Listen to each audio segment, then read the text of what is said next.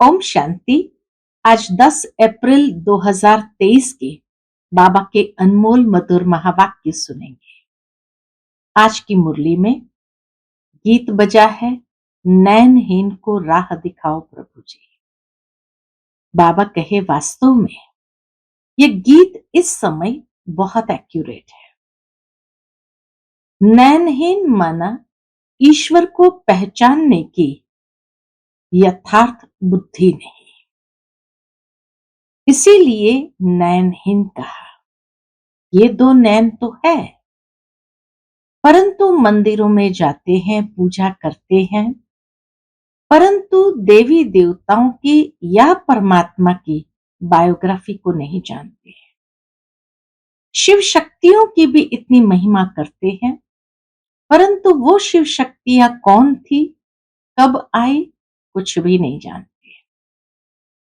और इसीलिए भक्ति मार्ग में गौमुख का एक यादगार बनाते हैं कि गौ के मुख से गंगा निकली और लोग समझते हैं कि उस अमृत का पान करने से हम पावन बन जाएंगे। वास्तव में बाबा कहे, ये इस समय का यादगार है जो बाप आकर माताओं के ऊपर ज्ञान का कलश रखते हैं और उनके मुख कमल से जो ज्ञान गंगा बहती है, उस ज्ञान गंगा का श्रवण जो करता है वो पतित से पावन बन जाता है। साथ ही साथ बाबा कहे, श्रीमत पर जितना चलेंगे उतना श्रेष्ठ बनेंगे। ये लक्ष्मी नारायण भी परमात्मा की श्रीमत से ही इतने श्रेष्ठ बने हैं। तो सुनते हैं आज बाबा के मधुर महावाक्य। ओम शांति। मीठे बच्चे, श्रेष्ठ बनने के लिए सदा श्रीमत पर चलते रहो। लक्ष्मी नारायण भी श्रीमत से इतने श्रेष्ठ बने हैं। आज की मुरली से प्रश्न है, भक्ति में गौमुख का यादगार क्यों बनाया है? उत्तर, क्योंकि संगम पर बाप ने ज्ञान का कलश माताओं के ऊपर रखा है, तो माताओं के मुख से ज्ञान अमृत निकलता है जिससे सब पावन बन जाते हैं। इसीलिए भक्ति में गौमुख का यादगार बना दिया है। तुम गौ माताएं हो, तुम ही सबकी मनोकामनाएं पूर्ण करती हो, इसीलिए यादगार बने हुए हैं। आज की मुरली से पहले गीत बजा है, नैनहीन को राह दिखाओ प्रभु जी। ओम शांति। बच्चों ने गीत सुना। भक्ति मार्ग वाले बच्चे बाप को पुकारते हैं कि हम जो नैनहीन बुद्धिहीन बन गए हैं, हमें राह बताओ। हे प्रभु जी, याद करते हैं किसको? याद करते हैं अपने बाप को। उनको परम पिता परमात्मा कहा जाता है। सभी जीव की आत्माएं बाप को याद करती है। हम इस पतित दुनिया में बहुत दुखी है, दर दर धक्के खाते रहते हैं। जहां भी जाते हैं उनके ऑक्यूपेशन का कुछ भी पता नहीं है कि हम किसके पास जाते हैं। शिव के मंदिर में जाते हैं, परंतु उनको पता नहीं है कि शिव कौन है। जहां भी जाएंगे जाकर माथा टेकेंगे, जानते नहीं कि वह कौन है, कब आए थे। अच्छा, शिव के बाद लक्ष्मी नारायण के मंदिर में भी जाते हैं, लेकिन जानते नहीं कि ये कब आए, कैसे राज्य लिया, कुछ भी पता नहीं। दिलवाड़ा मंदिर में जाते हैं, वहां आदि देव बैठा है, परंतु जानते नहीं ये कौन है। जगत अम्बा के पास जाते हैं, परंतु वह कब आई, क्या किया, कुछ नहीं जानते। तो न शिव की बायोग्राफी को जानते, न लक्ष्मी नारायण की बायोग्राफी को जानते, न दिलवाड़ा में आदि देव या जगदम्बा के विषय में कुछ जानते हैं। कुछ नहीं जानते, सिर्फ जाकर माथा टेकते हैं, प्रार्थना करते हैं। जगदम्बा के पास जाकर प्रार्थना करते हैं, बच्चा दो, यह दो, वह दो, जानते कुछ भी नहीं। गौमुख पर जाते हैं, आबू में गौमुख भी है, तो गौमुख पर जाते हैं। कितनी मेहनत करके सीढ़ी उतरते चढ़ते हैं, क्योंकि गौमुख जहां बना है वशिष्ठ का आश्रम है वहां, और 700 सीढ़ी नीचे उतरकर जाना पड़ता है। और सीढ़ी भी एक जैसी नहीं, पत्थरों की सीढ़ी है। 700 सीढ़ी नीचे उतरना और 700 सीढ़ी चढ़ना, इंसान थक जाए तो बाबा कहे कितनी मेहनत करके सीढ़ी उतरते चढ़ते हैं, पता कुछ भी नहीं कि वहां क्या रखा है। एक पत्थर का गौ का मुख बनाया है। 700 सीढ़ी उतरकर माउंट में एक पत्थर का गौ का मुख बनाया है। कहते हैं गौ के मुख से गंगा जल निकलता है, कंटिन्यू वहां धारा बहती रहती है। अब जानवर के मुख से अमृत थोड़ी निकलता। तीर्थों पर जाते हैं, किसके भी ऑक्यूपेशन को नहीं जानते हैं कि यह कब आए, क्या आकर किया, हम क्यों पूछते हैं।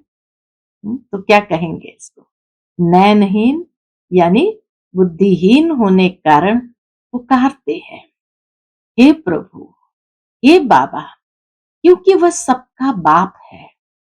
मनुष्य के 3 बाप कहे जाते हैं। एक है आत्माओं का बाप शिव, दूसरा सारे मनुष्य सृष्टि अथवा मनुष्य सीजरे का रचयिता प्रजापिता ब्रह्मा, तीसरा फिर है लौकिक बाप। भक्त भी एक भगवान को याद करते हैं कि नयनहीन को आकर राह दिखाओ, जो हम सदा ऐसे बने। ये कलयुग तो है ही दुख धाम, सतयुग है सुख धाम, और जहां से हम आत्माएं पाठ बजाने आती है उनको शांति धाम कहा जाता है। आत्मा को ये शरीर रूपी बाजा अथवा ये कर्मेंद्रियां यहां मिलती है, जिससे आत्मा कर्म करती है, कर्मेंद्रिय के द्वारा ही कर्म करती है। आत्मा तो है अविनाशी, शरीर है विनाशी।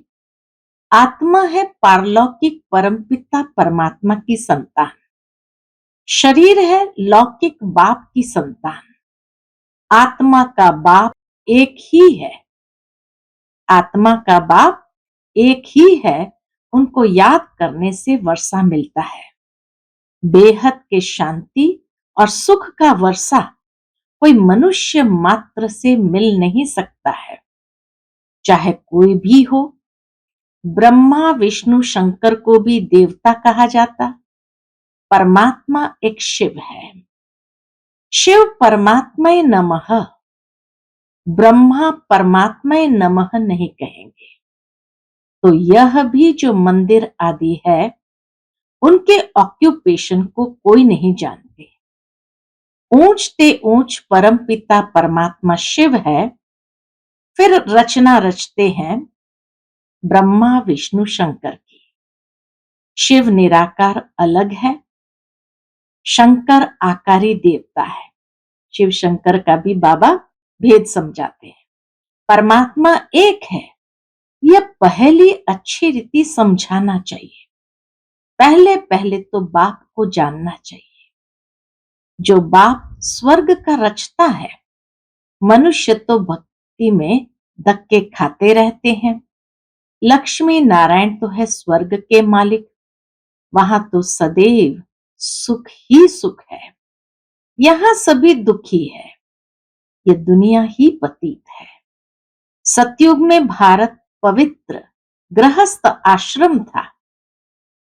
यथा राजा रानी तथा प्रजा सब पावन थे।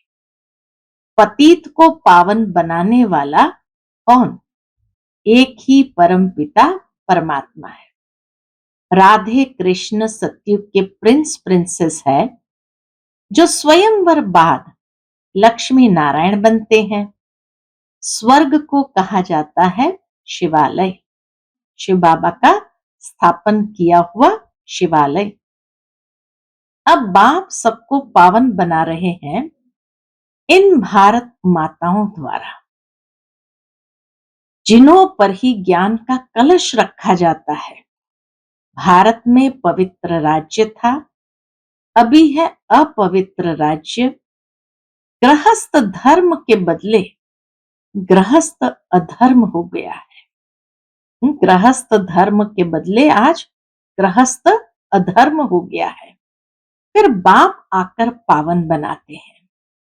बाप आत्माओं से बात करते हैं, मैं परम पिता परमात्मा आया हूं। आत्मा परमात्मा अलग रहे बहुकाल, तुम बहुत समय के बिछड़े हुए हो। अब बिल्कुल रोगी पतित कौड़ी तुल्य बन गए हो। फिर तुमको अगर मेरे जैसे बनना है, बाबा कहे, फिर अगर तुमको मेरे जैसा बनना है तो पुरुषार्थ करो।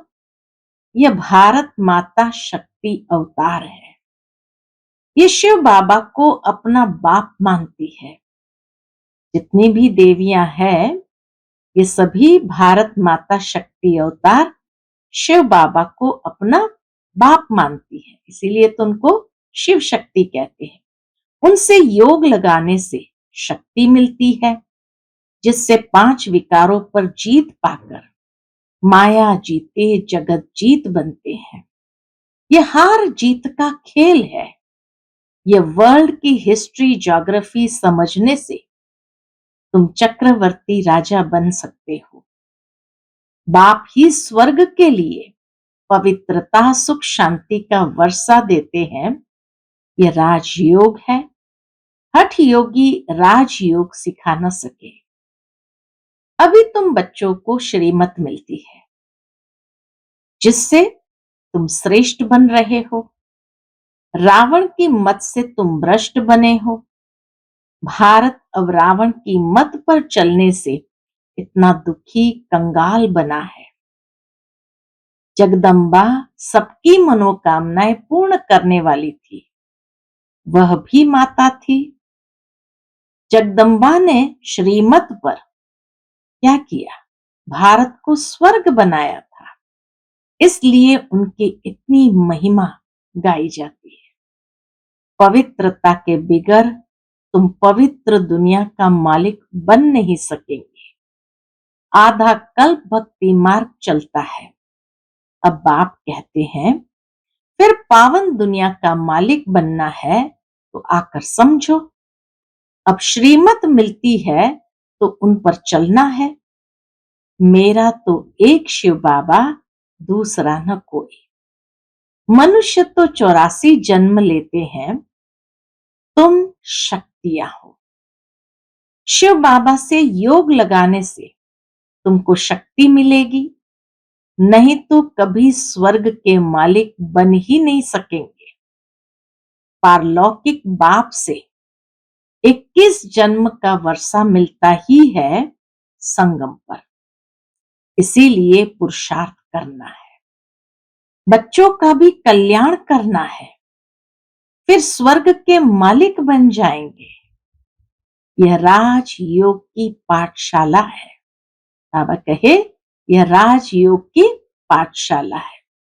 भगवान वाच, इस पाठशाला में भगवान वाच, बच्चे मैं तुमको राजयोग सिखलाता हूं, जिससे तुम राजाओं का राजा, स्वर्ग के मालिक बनेंगे।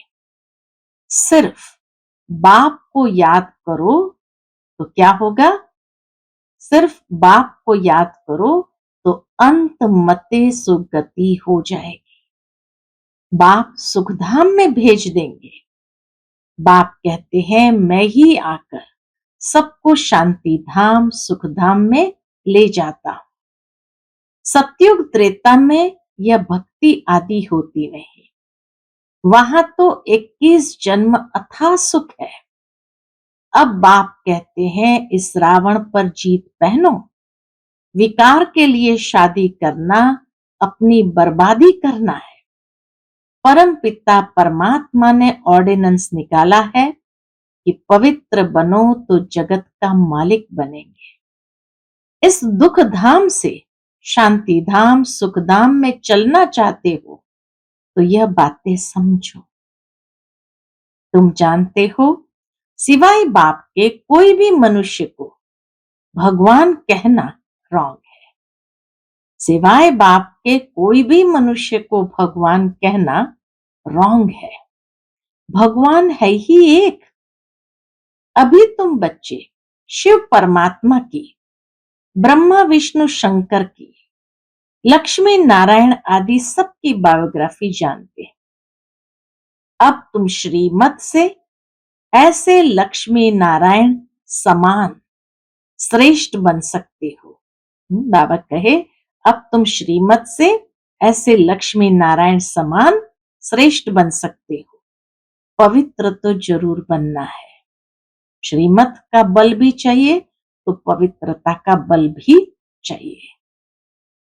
परम पिता परमात्मा की श्रीमत पर एक बाप को याद करते रहेंगे और पवित्र बनेंगे तो 21 जन्म का राज्य भाग्य मिलेगा। इतनी सहज बात है।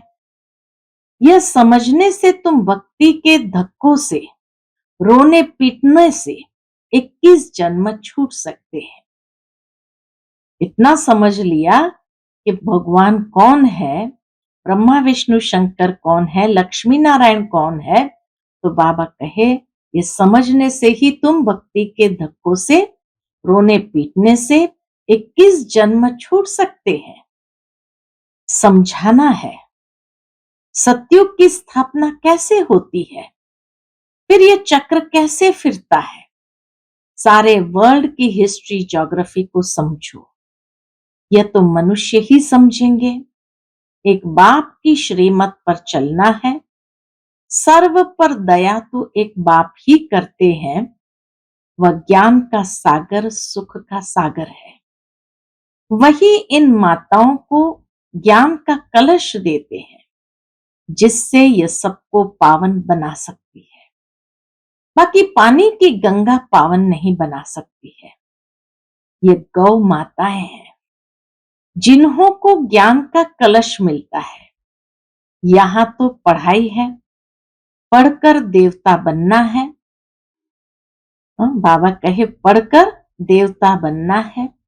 ब्राह्मण, देवता, क्षत्रिय, वैश्य और शूद्र ये वर्ण है। ऐसे ये 84 जन्म का चक्र फिरता रहता है। इस चक्र को जानने से तुम चक्रवर्ती राजा रानी बन सकते हो। अच्छा, बाप दादा का, मीठी मीठी जगदम्बा माँ का सिकिलधे बच्चों प्रति याद, प्यार और गुड मॉर्निंग। रूहानी बाप की रूहानी बच्चों को नमस्ते। हम सभी रूहानी बच्चों की रूहानी माता पिता बाप दादा को याद, प्यार, गुड मॉर्निंग और नमस्ते। नमस्ते। शुक्रिया बाबा, शुक्रिया। आज की मुरली से धारणा के लिए मुख्य सार है। पहली पॉइंट, पवित्रता के बल से श्रीमत पर चल भारत को स्वर्ग बनाने की सेवा करनी है। सबको एक बाप का ऑर्डिनेंस सुनाना है कि पवित्र बनो तो पवित्र दुनिया के मालिक बनेंगे। दूसरी पॉइंट, हर एक को 3 बाप का परिचय दे। दुख धाम से शांति धाम और सुख धाम में चलने की राह दिखानी है, भटकने से छुड़ाना है। आज का बाप दादा का मधुर वरदान हम बच्चों के प्रति है, मर्यादा पुरुषोत्तम बन, सदा उड़ती कला में उड़ने वाले नंबर 1 विजयी भव। मर्यादा पुरुषोत्तम बन, सदा उड़ती कला में उड़ने वाले नंबर 1 विजयी भव। नंबर 1 की निशानी है हर बात में विन करने वाले, किसी भी बात में हार न हो, सदा विजयी। यदि चलते चलते कभी हार होती है तो उसका कारण है मर्यादाओं में नीचे ऊपर होना। लेकिन यह संगम युग है, मर्यादा पुरुषोत्तम बनने का युग। पुरुष नहीं, नारी नहीं, लेकिन पुरुषोत्तम है। इसी स्मृति में सदा रहो। पुरुष हूं, नारी हूं, ये स्थूल के परिचय में नहीं, लेकिन मैं आत्मा पुरुषोत्तम हूं। इस स्मृति में सदा रहो तो उड़ती कला में जाते रहेंगे, नीचे नहीं रुकेंगे। उड़ती कला वाला सेकंड में सर्व समस्याएं पार कर लेगा। आज का स्लोगन है, एक बाप के श्रेष्ठ संग में रहो तो दूसरा कोई संग प्रभाव नहीं डाल सकता। एक बाप के श्रेष्ठ संग में रहो तो दूसरा कोई संग प्रभाव नहीं डाल सकता। उसके बाद मातेश्वरी जी के अनमोल मधुर महावाक्य है। बाबा ने मातेश्वरी जी की भी याद प्यार दिया हम सबको। उनके अनमोल मधुर महावाक्य सुनेंगे। हम मनुष्य आत्माओं को पहले पहले कौन सी मुख्य पॉइंट बुद्धि में रखनी है, जिस पर खूब अटेंशन रखना है। पहले पहले तो अपने को ये पक्का निश्चय रखना है कि हमको पढ़ाने वाला कौन है। दूसरी पॉइंट है, हम सभी मनुष्य आत्माएं हैं और परमात्मा हमारा पिता है। हम आत्मा बच्चे और परमात्मा बाप, दोनों अलग अलग चीज है। तीसरी पॉइंट, ईश्वर बेअंत भी नहीं है, ईश्वर सर्वत्र भी नहीं है। अब यही नॉलेज बुद्धि में रखनी है। तो 3 पॉइंट रखने के लिए कहा। पहले पहले तो ये पक्का निश्चय करो कि हमको पढ़ाने वाला कौन। दूसरा, सभी मनुष्य आत्माएं हैं और परमात्मा हमारा पिता है। बच्चे और बाप दोनों अलग अलग चीज है। और तीसरी पॉइंट, ईश्वर बेअंत भी नहीं, ईश्वर सर्वत्र भी नहीं। अब यही नॉलेज बुद्धि में रखनी है। इसलिए अपनी नॉलेज औरों से न्यारी है। भले दुनियावी मनुष्य समझते हैं हमको परमात्मा का ज्ञान है। अब उनसे पूछो, आप में कौन सा ज्ञान है? तो कहेंगे ईश्वर सर्वव्यापी है। अब परमात्मा तो कहता है मेरा ज्ञान मेरे द्वारा ही मिलता है। जैसे बैरिस्टर द्वारा बैरिस्ट्री, डॉक्टर द्वारा डॉक्टरी सीखी जाती है। भल वहां बैरिस्टर भी अनेक होते हैं। दुनिया में बैरिस्टर भी अनेक होते हैं। एक बैरिस्टर से न पढ़ा तो दूसरा पढ़ाएगा, एक डॉक्टर से न पढ़ा तो दूसरा डॉक्टर पढ़ाएगा। मगर ये ईश्वरीय नॉलेज सिवाय एक परमात्मा बिगर कोई भी मनुष्य आत्मा, चाहे साधु संत महात्मा हो, वो भी नहीं पढ़ा सकेगा। तो हम कैसे समझे कि इन्हों में कोई परमात्मा का ज्ञान है? और चौथी पॉइंट, परमात्मा युगे युगे नहीं आता, बल्कि परमात्मा कल्प कल्प एक ही बार इस संगम युग पर अर्थात कलयुग के अंत और सतयुग के आदि संगम समय पर आता है, अर्थात चतुर्युगी के अंतिम समय पर। और अनेक धर्मों का विनाश कराए एक आदि सनातन सत धर्म की स्थापना कराता है। अब लोग कैसे कहते हैं कि परमात्मा युगे युगे आता है, और ऐसे भी कहते हैं गीता का भगवान श्री कृष्ण वो द्वापर में आया है। अब इन सभी बातों को सिद्ध करना है। गीता का भगवान श्री कृष्ण नहीं है, शिव परमात्मा है, और वो भी द्वापर में नहीं आता, संगम समय पर आया है। पांचवी पॉइंट, गुरु बिगर घोर अंधियारा कैसे हुआ है, वो गुरु कौन है, मनुष्य सृष्टि उल्टा झाड़ कैसे है, और हमको अपने 5 विकारों पर जीत कैसे पहननी है। छठी पॉइंट, हम वही पांडव योद्धा है। हम वही पांडव योद्धे हैं जिसके साथ साक्षात परमात्मा है, उसी तरफ ही जीत है। और 7वीं पॉइंट, परमात्मा खुद सर्वशक्तिमान है, तो जिन्होंने परमात्मा का पूरा साथ लिया है, उन्हों को ही परमात्मा द्वारा लाइट माइट दोनों ताज मिलते हैं। अब ये सभी बातें बुद्धि में रखना है।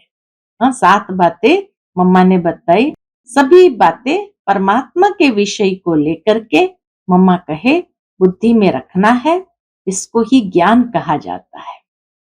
फिर दूसरी पॉइंट मम्मा ने ली है बदनसीबी और खुशनसीबी। अब ये 2 शब्दों का मदार किस पर चलता है, यह तो हम जानते हैं कि खुश नसीब बनाने वाला परमात्मा और बदनसीब बनाने वाला खुद ही मनुष्य है। बदनसीब मनुष्य खुद अपने कर्मों से बनता है। जब मनुष्य सर्वदा सुखी है तो उन्हों को अच्छी किस्मत कहते हैं। जब मनुष्य सर्वदा सुखी है तो उन्हों की अच्छी किस्मत कहते हैं, और जब मनुष्य अपने को दुखी समझते हैं तो वो अपने को बदनसीब समझते हैं। हम ऐसे नहीं कहेंगे कि बदनसीबी व खुशनसीबी कोई परमात्मा द्वारा मिलती है, नहीं, ये समझना बड़ी मूर्खता है। परमात्मा तो हमें खुशनसीब बनाता है, परंतु तकदीर को बिगाड़ना व बनाना ये सब कर्मों के ऊपर ही मदार है। ये सब मनुष्य के संस्कारों के ऊपर ही है। फिर जैसे पाप और पुण्य का संस्कार भरता है, वैसे तकदीर बनती है, परंतु मनुष्य इस राज को न जानने के कारण परमात्मा के ऊपर दोष रखते हैं। अब देखो, मनुष्य अपने को सुखी रखने के लिए माया के कितने तरीके निकालते हैं। फिर उस माया से ही कोई अपने को सुखी समझते हैं और कोई फिर उसी माया का संन्यास कर माया को छोड़ने से अपने को सुखी समझते हैं। मतलब तो कई प्रकार के प्रयत्न करते हैं, परंतु इतने तरीके करते हैं कि रिजल्ट दुख के तरफ जा रही है। जब सृष्टि पर भारी दुख होता है, तब उसी समय स्वयं परमात्मा आए गुप्त रूप में अपने ईश्वरीय योग पावर से दैवी सृष्टि की स्थापना कराए सभी मनुष्यात्माओं को खुशकिस्मत बनाते हैं। अच्छा, ओम शांति।